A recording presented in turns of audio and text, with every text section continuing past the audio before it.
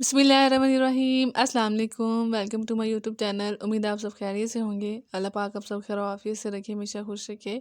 आज हम बनाने जा रहे हैं सरसों के तेल में आलू के पकौड़े। तो ये बड़े ही मज़े से बनने वाले हैं और झटपट तैयार होने वाले हैं। तो चलिए देखते हैं कैसे बनते हैं आलू के पकौड़े।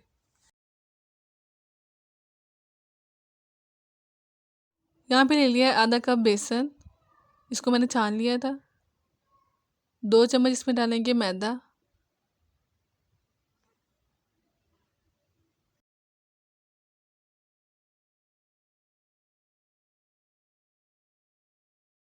आधा चम्मच नमक डालेंगे, आप टेस्ट के मुताबिक कम या ज़्यादा कर सकते हैं। 1 चम्मच इसमें डालेंगे कुटी हुई लाल मिर्च। आधा चम्मच लाल मिर्च डालेंगे। आधा चम्मच हल्दी डालेंगे। 1 चम्मच कूटा हुआ सूखा धनिया डालेंगे। आधा चम्मच कूटा हुआ गरम मसाला डालेंगे। हम इसे मिक्स कर लेंगे। गरम मसाला हम इसमें कम डालेंगे क्योंकि रमज़ान के महीनों में हमने ये पकोड़े बनाने हैं। तो इसमें अगर हमने सुबह के टाइम पे रोज़ा रखना होता है, तो अगर हम मसाले इसमें ज़्यादा डालेंगे तो फिर हमारा गला खुश्क हो जाएगा। तो उस हिसाब से आपने इसके अंदर मसाले डालने हैं। ये मैंने आलूओं को पानी में भिगो के रख दिया था। अब आलू इसके अंदर डालेंगे। मैंने आधा किलो आलू ले लिए थे, उन्हें लंबा लंबा काट लिया था। और आलू को काटने के बाद इसे पानी में भिगो के रख दें, क्योंकि अगर आप आलू को काट के इसी तरह रख देंगे तो आलू काले हो जाते हैं। तो पानी में भिगो के रख दें तो फिर अपनी वो असली हालत में रहते हैं, मतलब काले नहीं होते। अब इसे अच्छे से हम मिक्स कर लेंगे। इसके अंदर पानी नहीं डालेंगे, इसको अच्छे से इसी तरीके से मिक्स कर लेंगे।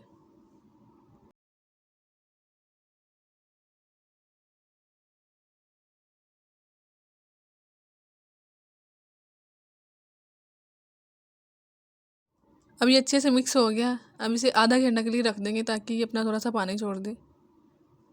आधा घंटा हो गया, देखिए इसने अपने थोड़ा सा पानी छोड़ दिया। अब इसे अच्छे से मिक्स कर लेंगे। अगर इसमें पानी की कहीं पे भी ज़रूरत है तो हम इसमें थोड़ा सा पानी डालेंगे।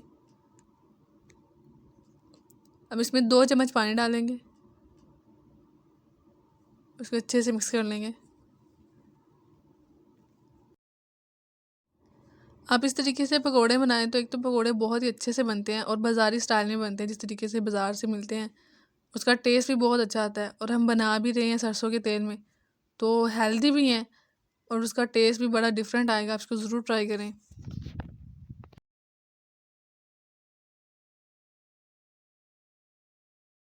यहाँ पे ले लिया मैंने सरसों का तेल, ये देखिए गर्म हो गया। अब इसको चेक करते हैं, थोड़ा सा बैटर डालेंगे इसके अंदर और ये गर्म हो गया। अब इसकी हम फ्लेम जो है वो हल्का लो लो कर लेंगे, मीडियम लो पे ले आएंगे। अब इसके अंदर पकौड़े डाल देंगे।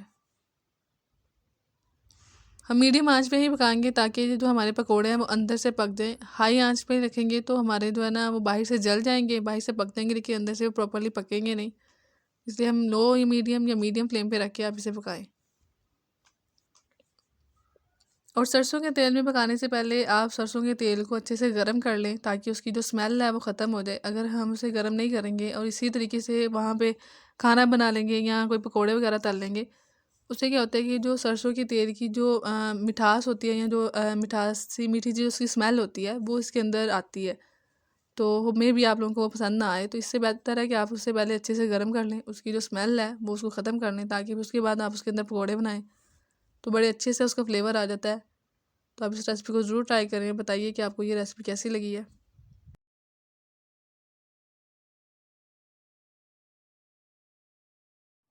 और आप तेल इतना डालें कि इसके अंदर पकोड़े डिप हो जाएं, मतलब कि ये नहीं हो कि तेल कम हो और आधे पकोड़े ऊपर हो और आधे नीचे हो। उससे क्या होता है कि उससे आपके पकोड़े एक साइड से पक जाते हैं, एक साइड से नहीं पकते और टाइम भी ज़्यादा लेते हैं और अच्छे से प्रॉपरली पकते भी नहीं हैं। तो इसलिए आप बेहतर ये है कि आप इतना तेल लें कि आपके जो पकोड़े हैं वो अंदर डिप हो जाए।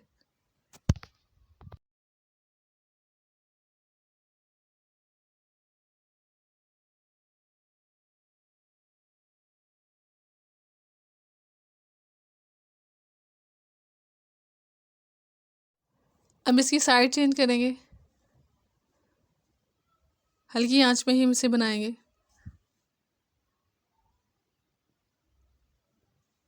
एक एक करके हम इसकी साइड चेंज कर लेंगे।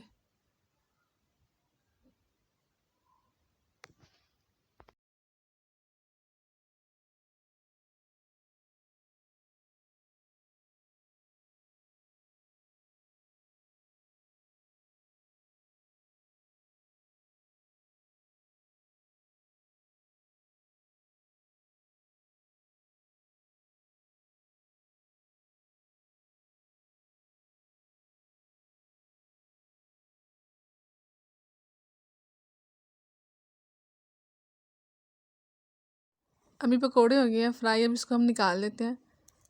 हमने इसको ज़्यादा डार्क नहीं करना, लाइट लाइट ही रखेंगे, क्योंकि इतना करना है कि ये अंदर से भी पक गए हों और बाहर से आपने इसको ज़्यादा जला भी नहीं लेना। तब इसे निकाल लेते हैं।